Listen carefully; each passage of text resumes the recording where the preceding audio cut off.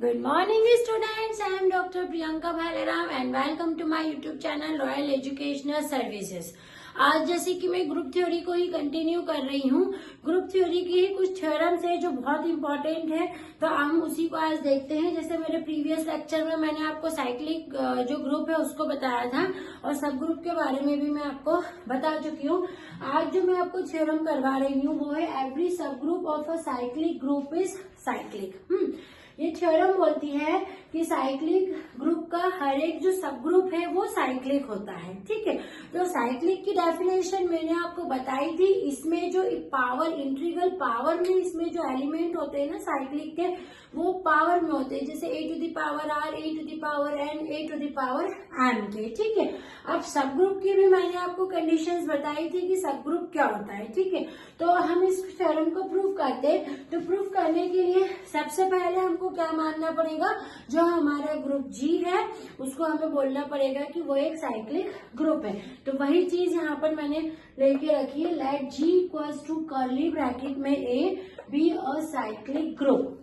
ठीक है, generated by ए, है ना। साइक्लिक की जो डेफिनेशन मैंने आपको बताई थी उसमें सेम ये चीज मैंने आपको मेंशन करी थी कि जब भी साइक्लिक ग्रुप आपको प्रूव करना है तो सबसे पहले ग्रुप जी को साइक्लिक बना लो।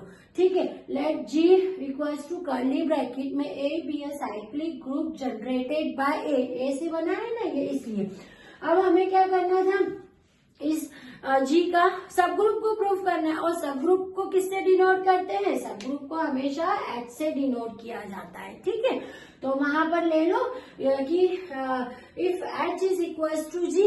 अब एच यदि जी के बराबर होता है, क्योंकि एच क्या है, सब ग्रुप है, यानी निकला तो वो जी के अंदर से ही है, मतलब जी की सारी प्रॉपर्टी उस एच में रहती है ना।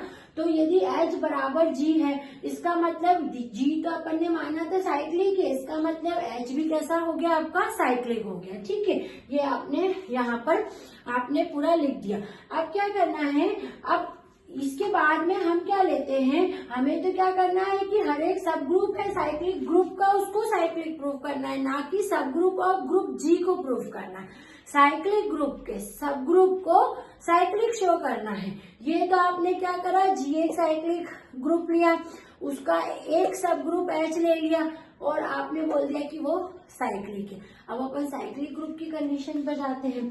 अपन एक एच सबसेट लेते हैं जी का, H is a subset of G, यहाँ पर ले लिया। ठीक है, अब ये सबसेट है जी का और जी आपका साइक्लिक है, और आपने पहले ही बता दिया कि एच भी साइक्लिक है। तो एच के एलिमेंट कैसे होंगे, पावर के फॉर्म में रहेंगे ना, इंटीग्रल के फॉर्म में। तो आपने बोल दिया a to the power s belongs to h. ठीक है, यहाँ तक क्लियर है आपको। अब a to the power h belongs to h है।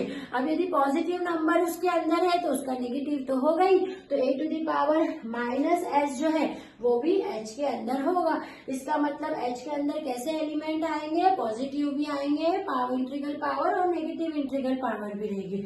ये बात भी अपने को क्लियर हो गई, है ना। अब हमें हमारे मेन प्रूफ पे जाना है, तो हम उसके लिए जाने के लिए ए टू द पावर एम एक दूसरा एलिमेंट लेते हैं एच के अंदर। ठीक है, आपको दूसरा एलिमेंट ले रहे हैं a to the power n belongs to h. अब आप इसको साइक्लिक प्रूफ करेंगे जब आपकी ये थ्योरम जो है वो प्रूफ होगी। तो साइक्लिक प्रूफ करेंगे मतलब एच के एलिमेंट कैसे होंगे, एच के एलिमेंट होंगे H is equals to curly bracket में ए टू द पावर एम, हमेशा पावर नोटेशन में रहते हैं वो एलिमेंट। तो एच के एलिमेंट हो गए H is equals to curly bracket में ए टू द पावर एम, मतलब एच जो है एक साइक्लिक ग्रुप है जिसका जनरेटर कौन है, a to the power M, है ना, ये उसका जनरेटर है। अब यहाँ तक तो आप वापिस लेके आ गए कि आपने जब एलिमेंट लिया उसका, क्योंकि अपने को तो साइक्लिक प्रूफ करना है ना। अब क्या हो गया, एक दूसरा एलिमेंट और इसमें लेते हैं कि ए टू द पावर टी जो है वो भी एच के अंदर है। अब आपके पास में कितने एलिमेंट हो गए, ए टू द पावर एम हो गया है और ए टू द पावर टी हो गया।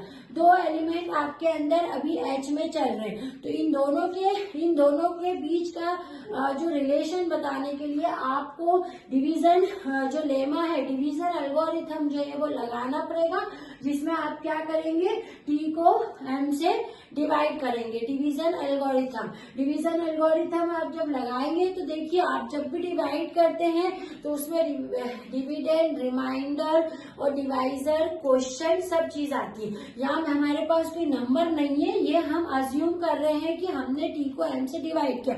जब आप डिवाइड करेंगे तो आपको क्वेश्चन मिलेगा और रिमाइंडर मिलेंगे। तो वो जो क्वेश्चन और रिमाइंडर क्या हो जाएंगे, क्यू और आर। ठीक है, आई मेरी बात समझ में। और डिवीजन एल्गोरिथम आपने लगाया, डिवीजन एल्गोरिथम क्या होता है, dividend equals to divisor into quotient plus remainder, है ना। तो क्या डिविडेंड है यहाँ से, ये T into divisor M, Q से क्वेश्चन और आर से रिमाइंडर। तो ये डिवीजन एल्गोरिथम यहाँ पर लगा दिया आपने।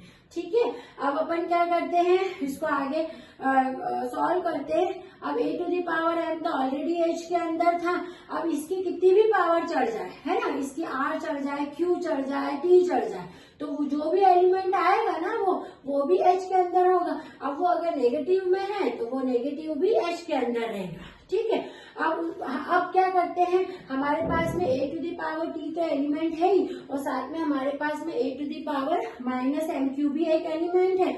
इसका मतलब क्लोजर प्रॉपर्टी से a to the power t belongs to h है, a to the power minus m q belongs to h है, तो इम्प्लाइज करता है a to the power t minus a to the power m q भी h का ही element है। इनको कंबाइन कर देंगे तो a to the power t minus m q जो है वो भी एच का ही एलिमेंट है। और ये क्या था, टी माइनस एम क्यू की वैल्यू यहाँ से आप निकालेंगे तो कितनी आएगी, टी माइनस एम क्यू की वैल्यू आएगी आर। तो आपने यहाँ क्या लिख दिया कि ए टू दी पावर आर भी किसका एलिमेंट है, एच का एलिमेंट है। अब a to the power are यदि आपका एच का एलिमेंट है और आपके पास में ए to the power m q जो है वो भी एच को बिलोंग करता है, इसका मतलब आपका यदि आर की वैल्यू रिमाइंडर इसमें कहीं भी 0 आ जाता तो अपने पास में क्या बचता, a to the power t जो है आपका यहाँ से a to the power m whole की पावर क्यू जो है वो इसका एलिमेंट रहता है। इसका मतलब हर एक एलिमेंट जो है एच के अंदर वो किस फॉर्म में आ रहा है, a to the power t के फॉर्म में आ रहा है। इसलिए यदि ए की पावर टी के a to the power t form में आपका एलिमेंट आ गया, इसका मतलब एच जो है आपका एक साइक्लिक जो है ग्रुप है। मतलब हर एक साइक्लिक सब ग्रुप का जो सब ग्रुप है वो भी साइक्लिक होता है। यह हमको पता है, सब ग्रुप को साइक्लिक प्रूफ करना था, इसलिए हमने इतनी बार उसमें इंटीग्रल पावर से उसको चेक किया कि ए टू दी पावर एम लिया, है ना, ए टू दी पावर टी लिया। अब इन दोनों एलिमेंट के में डिवीजन एल्गोरिथम लगा दिया, डिवीजन एल्गोरिथम लगा के चेक करवा दिया कि ए की पावर एम यदि है और उसकी कितनी भी पावर चढ़ जाए तो वो भी एच के अंदर होता है, उसकी नेगेटिव पावर आएगी वो भी एच के अंदर हो जाएगा।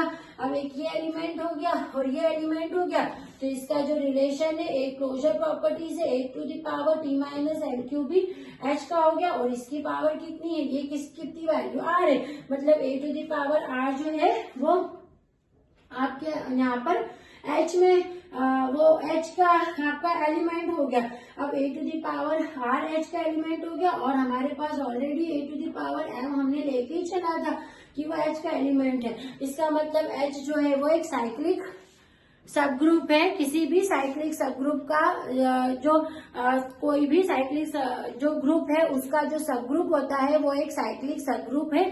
ये पूरी थ्योरम मैंने यहाँ पर आपको करवाई है, आप इसको नोट डाउन कर लीजिए।